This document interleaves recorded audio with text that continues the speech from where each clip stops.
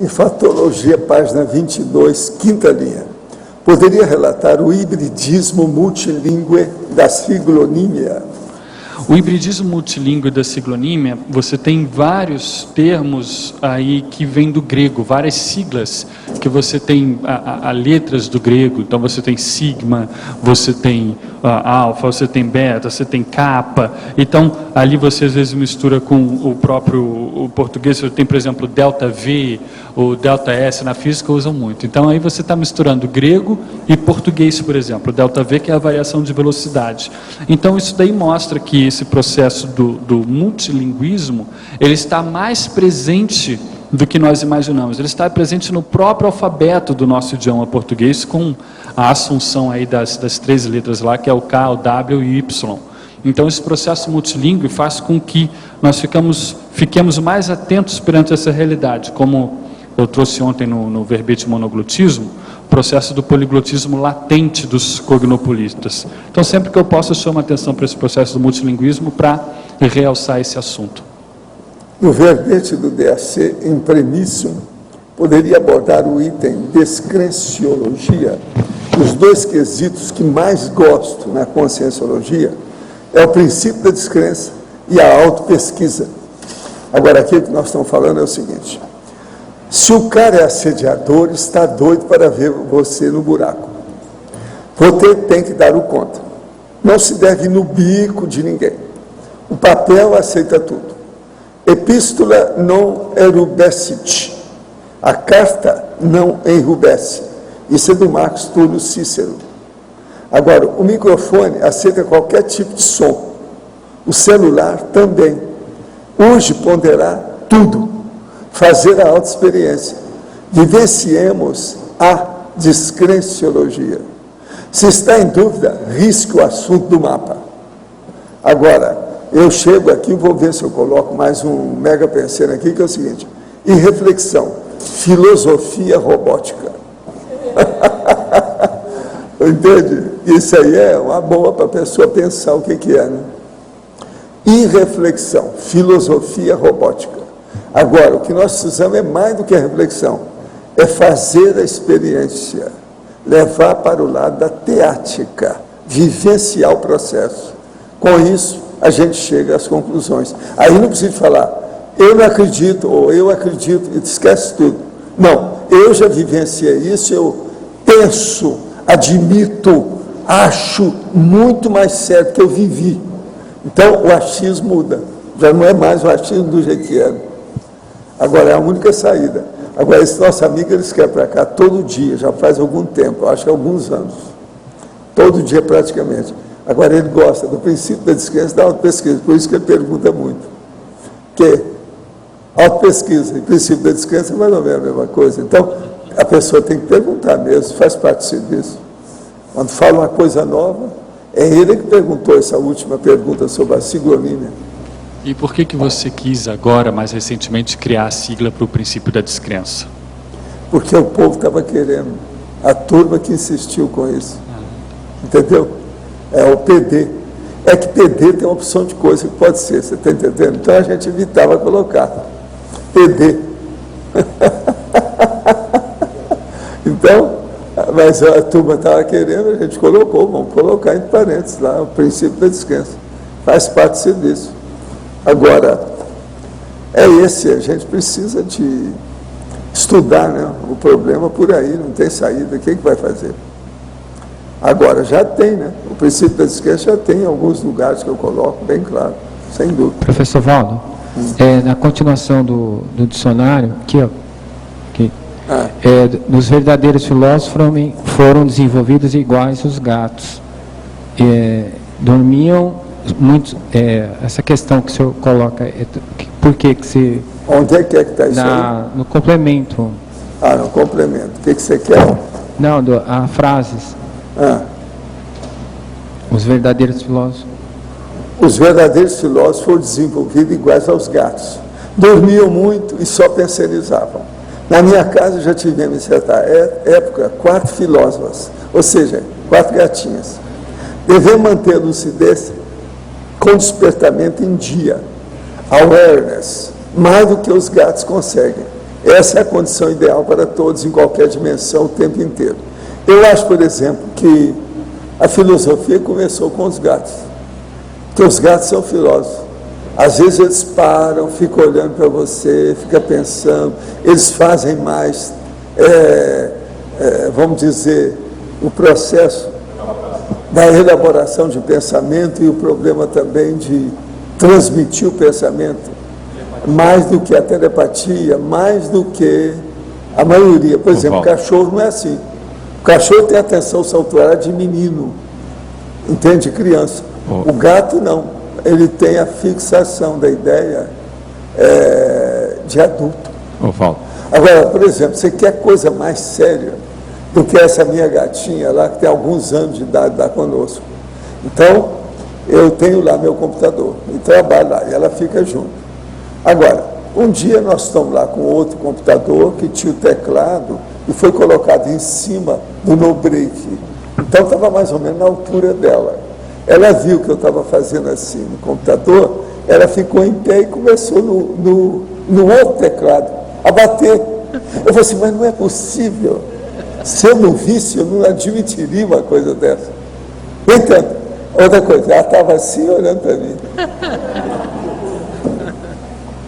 Agora, essa gatinha é muito inteligente. Agora, ela faz telepatia, ela pede as coisas, tal. Por exemplo, ela está no lugar.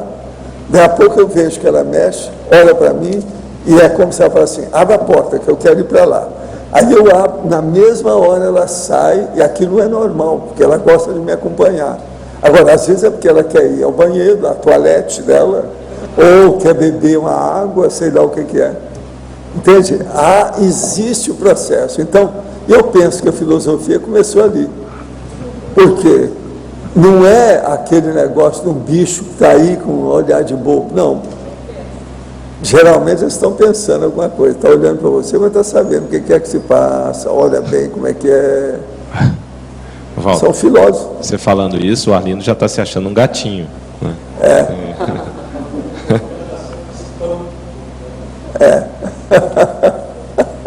Não, uma coisa é verdade. Por exemplo, os bichos, entre esses bichos todos, um dos que tem mais curiosidade de pesquisa é o gato. Por isso que eles falam, a curiosidade matou o gato. Não é assim que eles falam? Ele é curioso, não quer saber todos os detalhes. Em casa nós temos atualmente um gato lá que é grandão. Ele gosta de arranjar os buracos e ficar perto das nossas coisas. E às vezes o corpo é maior do que ele pensa. Ele não tem ideia, porque ele é novo ainda. Então ele entra e não cabe onde ele quer ficar. Mas todo buraco ele quer ficar lá dentro e fica olhando para a gente, para ver o que vai fazer, para onde a gente vai, o que vai fazer, como é que é. Então cada um tem de um jeito. Como é que é? Não, o meu primeiro que tinha era o Tales de Mileto. O Tales de Mileto, que era dos primeiros filósofos, né, que existiam. Agora, nessa comparação dos gatos com os cães, professor, como é que é a condição do cão, que a gente vê que ele talvez esteja mais predisposto a um processo de assistência, ou eu estou errado? Pelo fato do labrador, do guia cego? Mas não é igual ao gato, não. Eu acho os cachorros menos inteligentes. Agora, o que se passa? O gato tem uma coisa que às vezes não ajuda, ele é muito personalista. Ele pensa demais nele. Mas, em compensação, os cachorros não pensam em nada, eles têm atenção saltuária, eles não param com nada. E outra coisa, eles puxam tudo. Quer dizer, você não pode estar confiando em cachorro. Outra coisa, se um cachorro ele fica doente, ele ataca o dono, todo mundo sabe disso. Mas todo bicho é assim. Agora, o que eu vejo é o seguinte, cachorro é muito mais difícil viver com ele do que gato. Gato é mais fácil. Então, o processo de convivialidade é uma coisa séria. Entre os animais domésticos, por exemplo, o gato é bem mais simpático. Agora, o cachorro, ele se apega mais à pessoa. A pessoa, por exemplo, que gosta do processo de muito egoísmo, então ela quer muita afetividade. E o cachorro obedece a ela. Por exemplo, uma pessoa que é um tirano, que é um ditador, ele nem tolera chegar perto de gato, porque o gato não obedece a ninguém, ele tem personalidade. E ele entra em interlocução com você. Mas ele não. Você não põe canga em gato, não tem jeito. Agora, cachorro não. ele é sempre na canga. Então vocês vão ver na história toda, nenhum ditador tinha gato, esse tem cachorro. Por isso que a gente fala, né, que gato, geralmente, quando vai falar o cara é um gato, não é puxa. Você está entendendo? Ele não é dependente, ele não é submisso, ele não tem, entendeu? Canga. Agora, cachorro, você não pode confiar em nada. O negócio é muito difícil. Agora, veja, nós todos já passamos por isso, né? Então, o problema nosso é melhor ser filósofo gato. E não esse negócio da tensão saltuária de cachorro. Tudo é um problema da gente estudar, né? Agora, o processo, por exemplo, filosófico é sério. Está entendendo? Mas é muita bobagem que tem na filosofia. Estudo também a gente tem que estudar. Não dá para seguir a filosofia que está por aí. E tem muito filósofo totalmente pirado. É muita gente pirada na filosofia. Agora, isso é igualzinho ao processo de humorismo. A maioria dos humoristas, eles escrevem mal. Por quê? Fazem mal para os outros, faz mal feito. Tem muita coisa que passa da conta, a pessoa não aguenta. É aquele negócio, eu perco um amigo, mas não perco a piada. Isso aí é um fato para todo mundo. Então, tudo é filosofia nesse caso. A filosofia do humor, por exemplo, é a mais perigosa que tem. Os humoristas são muito difíceis de acertar sempre. Agora, por exemplo, eu estou lendo aqui esse nosso amigo que eu mostrei para vocês. Até agora eu achei 7 pensamentos dele defendendo a pena de morte. Para mim, ele fez isso, aumentou mais um, achei mais um.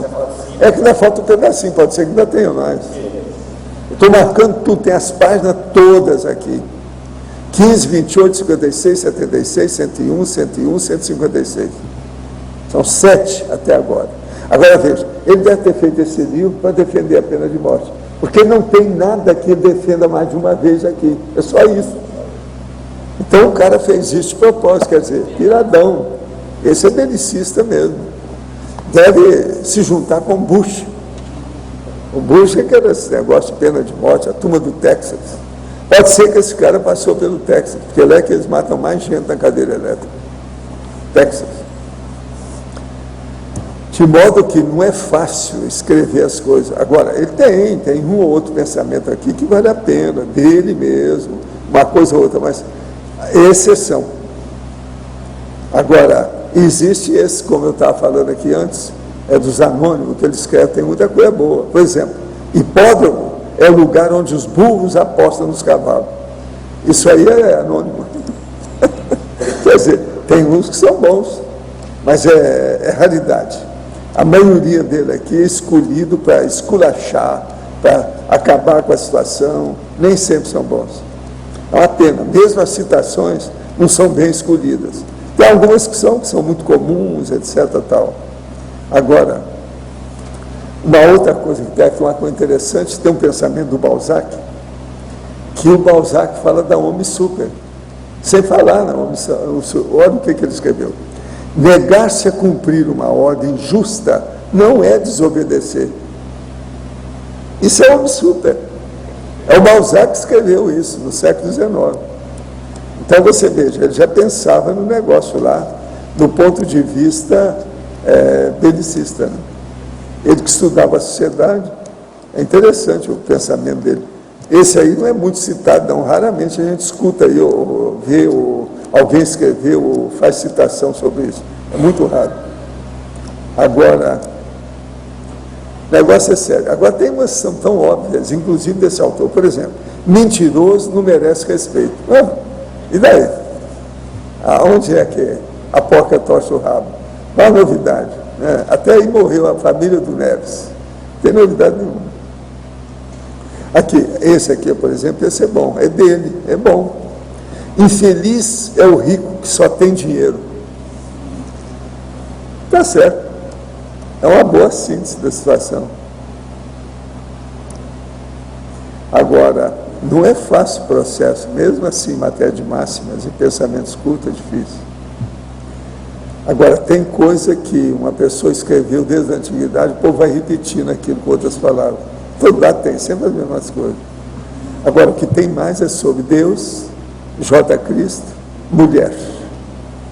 Então, mulher, coitadas, as mulheres são esculachadas, esse aqui é o nome. Não é fácil. Esse povo. Então, a religião é uma das piores coisas que tem na Terra atualmente. Se já foi boa a religião, já foi, porque hoje não é mais. O que a gente vê por aí, você vê a Igreja Católica, que é a que predomina no Brasil. Olha os pedófilos que tem. Se for examinar, é uma vergonha. Então, pedófilo é uma cara de santo e as garras de pantera, quer dizer, um perigo, o cara. E outra coisa, hoje está provado que o pedófilo não tem tratamento. É um perigo o cara que está por aí. Agora, o padre, mexendo com criança, doido daquele que deixar esse sacerdote católico chegar perto de criança. É muito pedófilo que tem no meio deles. Eu já via isso desde a minha infância, vi amigos meus, as coisas que passaram. Aquele negócio, por exemplo, amigo meu, que o padre roubou a namorada dele, aquele negócio todo. E outra coisa, o padre celibatário, aquele negócio todo, uma vergonha, né? Então, o que eu vejo é o seguinte, a pior coisa que tem na Terra hoje, uma das piores que tem, se não for a pior, é o processo de fanatismo religioso. Agora, o que quer que se passe? Isso tudo está mudando, porque já tem muita gente contra. Já tem 8 países que já tem um percentual enorme de pessoas que não querem saber de religião. Isso, por incrível que pareça, nessa altura dos acontecimentos, é melhor isso do que sem isso. Dos males, o menor. Então, já é alguma coisa para mostrar essa realidade que está aí. É muita tolice que tem em dogma. Dogma é uma ideia imposta, a religião é isso. Isso não presta, não dá certo. Eu sei porque eu estive lá dentro, tentei mudar as coisas de uma religião pequena que tem no Brasil, que é o Espiritismo. Eu não consegui desistir de tudo, deixei tudo lá, porque não dá. E outra coisa, acabou virando apenas mais uma seita cristã, mais nada. Agora, vamos torcer para ver se isso melhora. Vamos ter, o caminho é por aí. Foz do Iguaçu tem energia. A energia das nossas águas, dos nossos ventos, das nossas matas e animais. A energia de nossa gente, de nossa história, de nossa diversidade. Dia e noite, Foz é energia. A escolha ideal para materializar uma iniciativa pioneira no planeta. Uma comunidade voltada à pesquisa da consciência de modo integral, considerando as bioenergias, as vidas anteriores, as múltiplas dimensões e seus diversos veículos de manifestações, além do corpo físico. Estamos falando da conscienciologia, ciência proposta pelo pesquisador independente, autor e professor Valdo Vieira. Uma abordagem que conquistou reconhecimento internacional, trazendo a consciência ao universo científico na condição desafiadora de observador e, ao mesmo tempo, objeto das experiências. Assim surgiu o embrião da futura Comunidade Permanente de Pesquisadores da Consciência, o CAEC, Centro de Altos Estudos da Conscienciologia, fundado em 1995 na região do Tamanduazinho. Hoje, aquela área recebe oficialmente em Foz o nome de Cognópolis, o bairro do conhecimento, e recebe conscienciólogos de várias partes do mundo. Um grande polo atrator de intermissivistas, aqueles que estudaram em cursos especializados para cumprir as programações de vida com que se comprometeram antes de seu nascimento nesta dimensão física. O CAEC foi o primeiro e continua sendo o mais importante complexo de pesquisa na Cognópolis de Foz do Iguaçu. Ele abriga a holoteca, com centenas de milhares de livros e artefatos do saber. O patrimônio científico da holoteca é oferecido à comunidade de Foz do Iguaçu de maneira pública e gratuita. Também lá se encontra o Holociclo, que reúne os voluntários que se dedicam à linha de produção da Enciclopédia da Conscienciologia, trabalho coordenado pelo professor Valdo Vieira, que já rendeu a publicação de mais de 8.000 páginas. Em 19 de setembro de 2008, a Holoteca ganhou o projeto de sua nova casa das mãos do renomado arquiteto Oscar Niemeyer.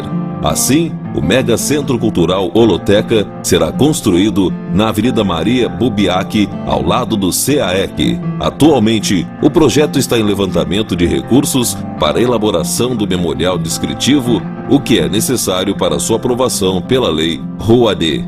No Tertuliarium, diariamente, do 12h30 às 2h30, o professor Valdo Vieira aplica seu curso de longo curso, aberto e sem pré-requisitos a todos os interessados, que podem participar presencialmente ou pela internet.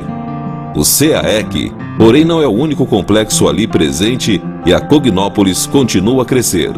O plano diretor para o bairro é formado por extensa área de preservação ambiental, condomínios residenciais e um centro empresarial e de convenções. O Discernimentum, que reúne organizações conscienciológicas de voluntariado e empresas de serviços. Muita gente não sabe, mas tudo isso foi e está sendo construído com a força do voluntariado. A Enciclopédia da Conscienciologia e o Mega Centro Cultural Holoteca compõem o eixo central da programação de vida da maioria dos intermissivistas que moram em Foz do Iguaçu.